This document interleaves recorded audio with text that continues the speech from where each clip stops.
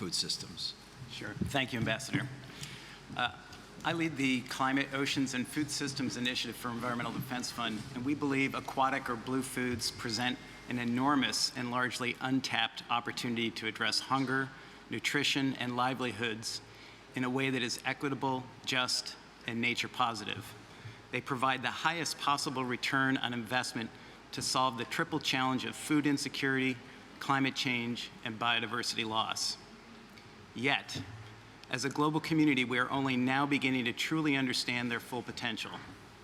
And when we do invest in aquatic foods, they provide outsized returns, helping to meet a number of the Sustainable Development Goals, including zero hunger, no poverty, good health and well-being, climate action, and life below the water. And so this is precisely the moment to focus the world's attention on aquatic foods to deliver many of the outcomes we're here discussing this week. Recent science and facts that support this premise are overwhelming, and Dr. Thilsted pointed this out clearly and eloquently in her remarks.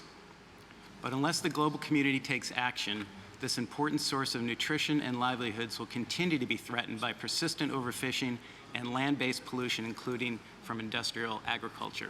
Dr. Ratan pointed out the importance of restoring soil for the health of the agricultural sector. The same is true for the oceans.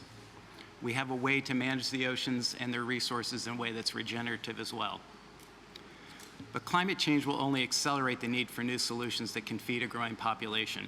A recent scientific paper found that climate change threatens the micronutrient supply from fisheries in 40% of coastal nations, particularly in Africa, East Asia, and the Pacific, where micronutrient deficiencies are already the highest.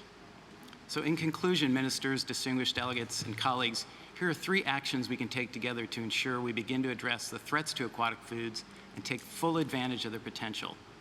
Number 1, we must bring aquatic foods into the heart of food system decision-making, ensuring that they are managed as a food system, not just as a natural resource, and fully included in food system policies at the national level and international level.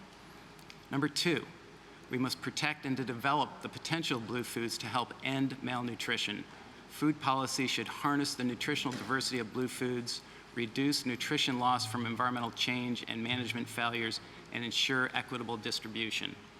And number 3, importantly, we must support and invest in the central role of small-scale actors in fisheries and aquaculture, ensuring that small-scale actors, particularly indigenous peoples and communities, women, and other vulnerable groups are included in decision-making. We invite you all to join the Alliance for Blue Food session on Wednesday at 10 a.m. Rome time in the green room and virtually for a discussion of these and other actions. Much more will need to be done, but these will mark important first steps for aquatic foods to address food insecurity, build climate change resilience, and stem biodiversity loss. Thank you very much. Thank you, Tom. Dr. Rosada May, I wonder if you can tell us about